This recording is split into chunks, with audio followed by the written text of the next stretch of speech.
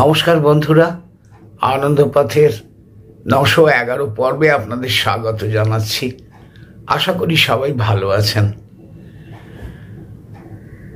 আমি সমতা রক্ষা করতে পারছি না, বুঝি ঠিক না, এগুলো করা উচিত নয়, এগুলো করলে পরে নিজেরই ক্ষতি হয়, সব বুঝি আমি। কিন্তু তবু জানেন, এই লোভ আর ক্রোধ, এই দুটোকে সামলাতে পারি না, আর সব নানান রকম গন্ডগোল হয়ে যায়। সে ব্যাপারটা আজ একটু সংক্ষেপে বলে নি। দেখুন, এত গন্ডগোল কেন, এত অশান্তি কেন সংসারে? আমার, আপনাদের নয়, আমার সংসারে এত ঝঞ্ঝাট কেন? ওই একটু লোভ করি। আচ্ছা, একটু লোভ করব না? একটু ভালো মন্দ খেতে ইচ্ছে করবে না? ইচ্ছে তো হয়। পাকা মাছটাও খেতে ইচ্ছে করে, আবার মোরলা মাছও খেতে ইচ্ছে করে। তো বাজার থেকে তো একটু কিনে আনতে ইচ্ছে হয়ই, এবং সেগুলো খেতেও একটু লোভ হয়। পাশের বাড়ি থেকে ডিম ভাজার গন্ধ আসছে, একটু অমলেট খাবার ইচ্ছে হবে না? গন্ধটা না খেলেই তো খেতে ইচ্ছে করে। তো তখন বলি, আমাকে একটা ডবল ডিমের অমলেট করে দিও। এই সব নিয়েই যত সমস্যা, সঙ্গে সঙ্গেই নানান বিরূপ কথাবার্তা, আজে বাজে ব্যবহার, এইসব আরম্ভ হয়ে যায়। কিন্তু এটুকু তো চাইবই না, একটু ভালো মন্দ খেতে। আচ্ছা, শুধু খাওয়া কেন, একটা পরিষ্কার সুন্দর ইস্ত্রি করা জামা পরবো না? সুন্দর ভালো পোশাক পরবো না? ভালো জুতোটা পরবো না? এই কি করে হয়? একটু এখানে ওখানে বেড়াতে যেতে চাই, সেগুলোও তো মনের মধ্যেকারই সমস্ত ইচ্ছে। তো এই সব ব্যাপারগুলো আমাকে বড্ড খেপিয়ে দেয়, জানেন। এগুলো চাই আমার, এগুলো আমার দরকার। আর এই যে দরকার, এই নিয়ে যত অশান্তি সৃষ্টি হয়। আচ্ছা, এই লোভগুলো কোথা থেকে আসছে বলুন তো? লোভগুলো আসছে আমার, মানে আমি যেটুকু বুঝি আর কি, আমার মনের মধ্যে অনেক কামনা বাসনা রয়েছে, তো অনেক আকাঙ্ক্ষা রয়েছে। সেই আকাঙ্ক্ষাগুলো আমাকে এমনি করে ঠেলতে থাকে, আর আমার মধ্যে অনেক রকম লোভ দেখা দেয়। খাওয়া পরার লোভ, ভালো জামা জুতোর লোভ, এখানে ওখানে বেড়াতে যাওয়ার লোভ, বিভিন্ন জিনিসপত্রের লোভ, এই সব কিছু আমাকে ঠেলে নিয়ে বেড়ায়। এখন এসবের জন্য ওই যে বললাম, সংসারে অশান্তি। আমার সংসারে এরকমই হয়, এই নিয়ে অশান্তি হয়, ঝগড়াঝাটি হয়, মনে শান্তি নষ্ট হয়ে যায়। কি করব? ওগুলো তো আমার চাই। তাহলে ওগুলো আসছে আসলে কামনা বাসনা থেকে। আর চাই যে বলছি, ও চাই বললেও তো সবসময় পাই না, দেয় না। ঘরে জিনিস থাকলেও আমাকে দিতে চায় না। আলমারিতে ভালো পোশাক আছে, পরতে দেবে না। জুতোর বাক্সে ভালো জুতো আছে, পরলে পরে একবারে মহা অশান্তি। নিজেরা কত কি ক্রিম ট্রিম মাখে মুখে, আমি একটু কিছু চাইলে পরে আমাকে একদম তেড়ে আসছে। আচ্ছা, এইরকম করলে পরে রাগ হবে না? দুঃখ তো হয়ই, রাগটা তো একবারে মাথায় চেপে বসে, প্রচণ্ড রাগ হয়। একটা কথা শোনে না, একটা ব্যাপার বোঝে না, আমাকে এতটুকু গুরুত্ব দেয় না। তাহলে রাগ হওয়াটা কি, আপনি কি বলেন, একেবারে অস্বাভাবিক? রাগ হওয়াটাই তো স্বাভাবিক। অতএব আমি ক্রোধের শিকার হই। আর জানেন তো, ক্রোধ হলে পরে আমাদের বোধ বুদ্ধি সব নষ্ট হয়ে যায়। আমার এই ভাঙা গলা নিয়ে আমি বিচ্ছিরি রকমের চিৎকার করি, 5 বাড়ির লোক শুনতে পায়, এবং যাকে বলছি তার তো একদম শ্রাদ্ধ মানিয়ে ছেড়ে দিচ্ছি। তো সুতরাং ক্রোধটা এতটাই ভয়ঙ্কর যে সেটা একেবারে সব কিছু থেকেই আমাকে অনেক নিচে নামিয়ে দেয়। যখন ক্রুদ্ধ হচ্ছি, তখন আর হিতাহিত কাণ্ড জ্ঞান থাকে না। তাই আকথা কুকথা বলি, তেড়ে যাই, কত রকম দুর্ব্যবহার করি সকলের সঙ্গে। বন্ধু, এই জন্যেই লোভ আর ক্রোধ, এই দুটো আমাকে প্রায় পাগল করে দিচ্ছে। কি করা যায় বলুন দেখি? সংসারে তো এতটুকু শান্তি থাকছে না, নিজের জীবনেও শান্তি থাকছে না। দারুণ সমস্যা। এই হলো আমার নিজের কথা। আপনাদেরও এমন নাকি? একটু ভেবে দেখবেন। লোভের কাছে, ক্রোধের কাছে প্রতি মুহূর্তে পরাজিত হচ্ছি কি আমরা সবাই? যদি তা হয় বন্ধু, তাহলে সংসার জীবন একেবারে অশান্তিতে ভরে যাবে। সংসারের বাইরে পাড়া প্রতিবেশীদের সঙ্গেও অশান্তি হবে, বাসে ট্রামে সর্বত্র অশান্তি হবে। কেননা আমি নিজের কামনা বাসনা নিয়ন্ত্রণ করতে পারি না।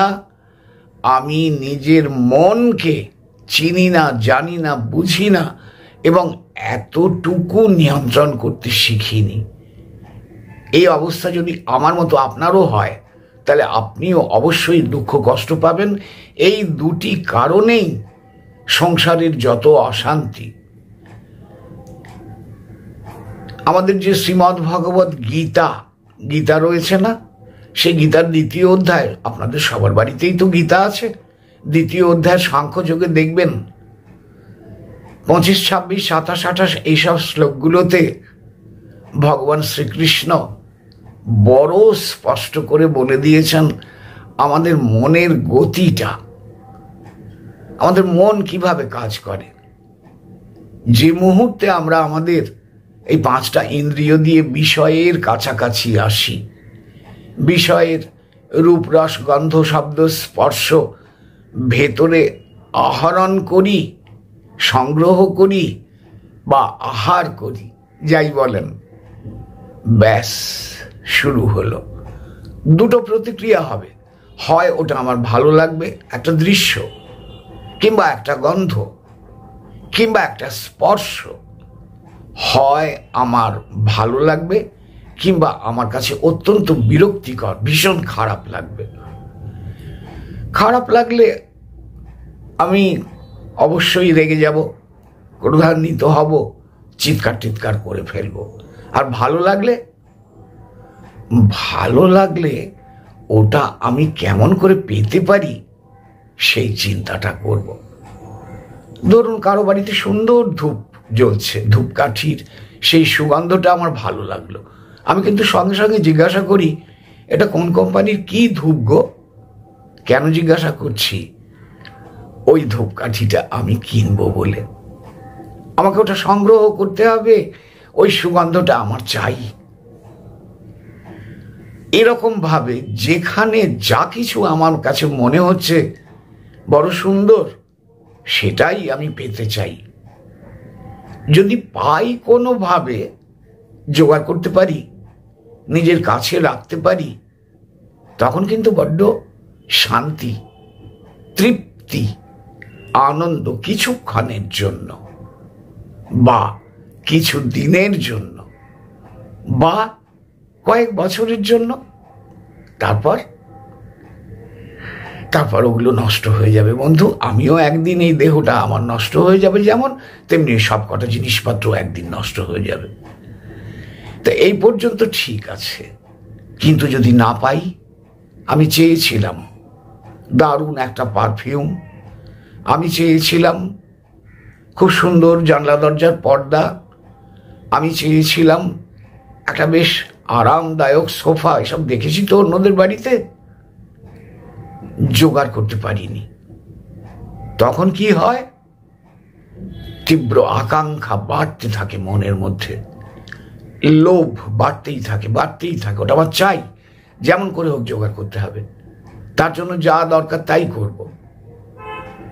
কিন্তু যখন একেবারে কিছুতেই পারি না, সব বিনষ্ট হয়ে যায়, তখন ভয়ঙ্কর ক্রোধ। এই ক্রোধ আমাকে পূর্ণভাবে গ্রাস করে ফেলে।